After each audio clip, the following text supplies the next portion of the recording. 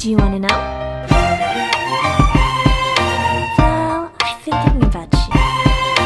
Well, I've been thinking about you. And I think you'll have to listen. Because the sun is up, it's a beautiful day. My beginning will be as bright as the sun. Come, won't you come along? And it feels so bright, it's like luck is raining on me. Go and follow your heart, doesn't matter how far. There is so much left. Hello guys! It's Rixet23. Welcome to my channel. Ito ang natin, ang mini haul ko. Nabili ko sa UK nung, di ba, nagpunta ako last year ng October to December kasi may inasikaso ko. So, please don't forget to subscribe, to like and share and comment down below kung hindi pa kayo subscribe. So, thank you sa manonood ngayon. Thank you sa mga members at thank you sa mga magsasubscribe.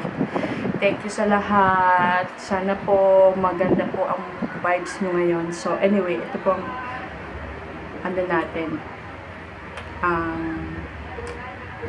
shopping haul na sa mini haul. Kasi yung pinadala ko sa LBC na box, balikbayan box, ang update niya, latest update niya ay nasa sa Subic ba yun? Di ba meron dong custom, nasa custom pa daw, custom price. Hopefully, early this month, makuha natin yung LBC box at malaman natin kung nandun pa yung mga na-send ko sa balikbayan box. So, start na tayo guys. Hello again, I'm back. May tinurn off lang ako kasi parang loud yung yung cellphone. So, eto guys, ang Ted Baker. Nakita niyo po guys. Sa UK kasi diba, may inasikaso ko. So, kinarap ko din yung opportunity na mag-shopping kahit, diba, kahit konti lang. Jo Malone na perfume. Tapos, Ghost na perfume. Mabango siya, guys. Promise. Mura lang siya. Ayun, parang may mura lang siya pero mabango. Affordable siya. Sa Boots ko nabili. Dito sponsor. Ang nag-sponsor nito yung husband ko. Pero hindi yung sponsor. So, buksan na natin yung Ted Baker. Kung anong laman.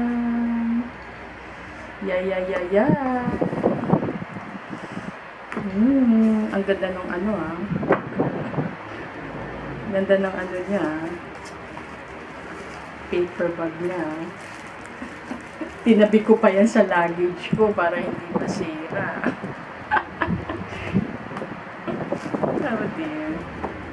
Tapos, ito, parang pouch bag o makeup bag.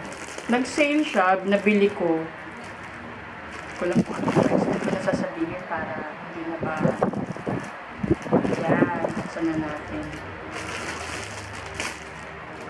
Packaging pa siya. Pero babalik ko din siya sa plastic. Ito, maganda siya. Ganda niya ng flower. Tapos, meron siyang letter T. Kung nakikita niyo, letter T yung zipper niya. Ayan, maganda. Tignan natin. Nosy. Yan. May papel. Parang mukhang bulky.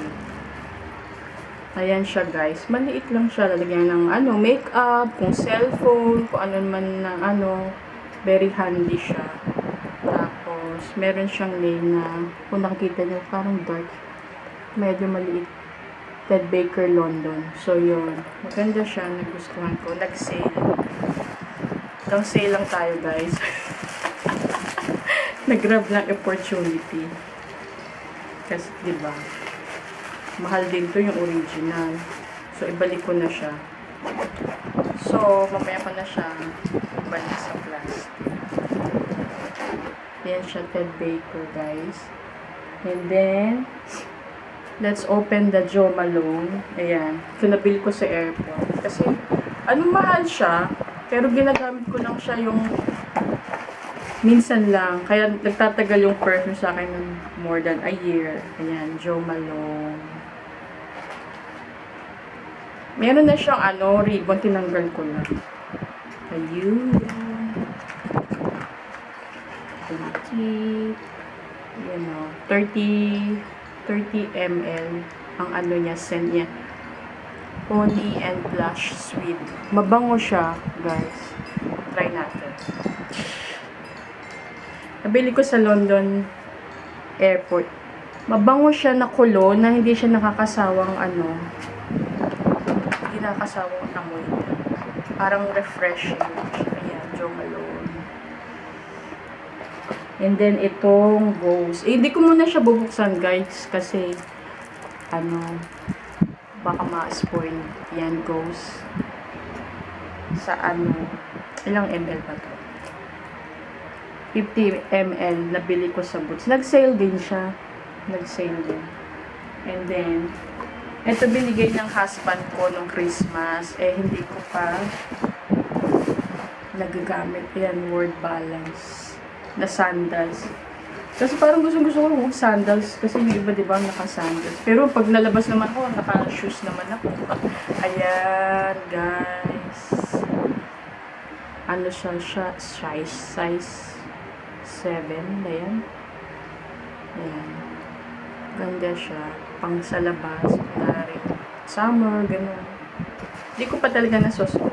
Siguro, one day masuot ko na siya. Pinakita ko lang. Hindi naman parang para meron ng maitla. So, yun lang guys, ang aking simpleng mini haul. Kasi yung iba, pinadala ko sa LBC Balikbayan Box. Dalawa yun. Kasi nagpabili din yung husband ko nung gusto niya sa UK na pagkain. Tapos naglagay-lagay din ako ng ano doon, mga tsokolate, kung ano. Basta lang mapuno yung box. And then, naamoy ko yung Jo Malone. Na-try ko dati yung Jo Malone na pomegranate. Tapos yung Brescia. Kasi dito sa may Jo Malone sa Pinas, sa Shangri-La yata yun. Tsaka sa, kahit saan sa Mega Mall, sa SM Aura. I think meron sa Mall of Asia. I'm not sure sa ibang branch. Parang wala ako nakita sa Makati meron. I'm not sure kung sa Glorieta. Sa Rustan. Eto guys, may natanggap kaming letter galing UK. Takpan ko lang yung address. baka may magsulat sa amin. Naniningil ng utang. Eto guys, na-send siya nung hindi ko I will not read the letter because sa paano pala to, dadadadan sa relative ng husband ko, nagpadala siya ng Christmas card. Sabi ko, February 22, na ngayon? March 1, Monday. So, natanggap namin siya ng Saturday yata o Friday. February 26, something like that, 24, 25. Yun, tapos, Christmas card siya, yun. To Suzette and Richard and Genesis, with love and best wishes, Merry Christmas and Happy New Year. Ito yung letter. Hindi ko napabasahin, guys. So, yun nga, musta, ganyan-ganyan. Parang early December last year, 2020 niya, padala niya. Tapos, na-receive namin ngayon na February. Parang 2 months. Parang early Christmas card for this 2021. So, yun. Papasalamat kami na na-receive namin yung card. Tsaka very thoughtful talaga tong relative ng husband ko. Kahit card lang talagang nare-aalala kami. Ito guys, na-receive ko sa UK mail, UK pension. Natawagan ko na siya nung nasa UK ako. State pension forecast. And then, nag-message uli, nagsulat uli ako ng last month kung updates, kung anong-ano. So, i-updates ko na lang kayo guys. Pag na-receive ko na yung reply nila, yung pension center, UK Pension Center. So, update ko na lang kayo guys. Gagawa ko ng vlog. Sana dumating yung letter na nag-inquiry ako dun sa kung anong procedure, anong process pag bumalik ako ng UK para mag-work. Kasi sinulatan nila ako itong UK pension na you have to work for so many years para ma-reach mo yung pension mo, yung allowance. So, hindi ko na siya babanggitin. Baka, di ba, baka may nanonood na So, i-update ko na lang kayo guys kasi hindi ko pa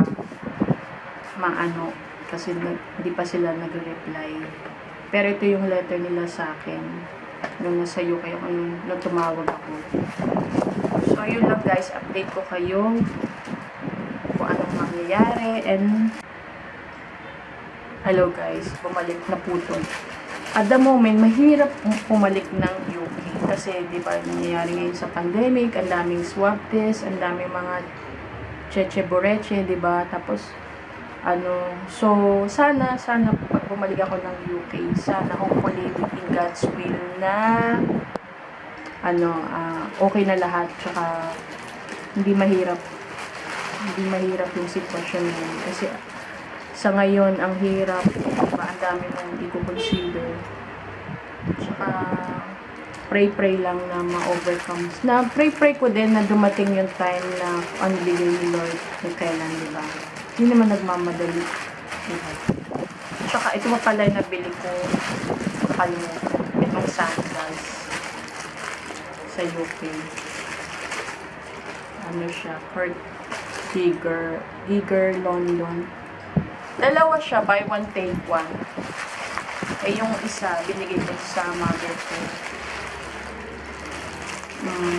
Binigay ko sa mother ko. Eh hindi naman kasya sa kanya. Kasi iba sizes, di ba sa UK?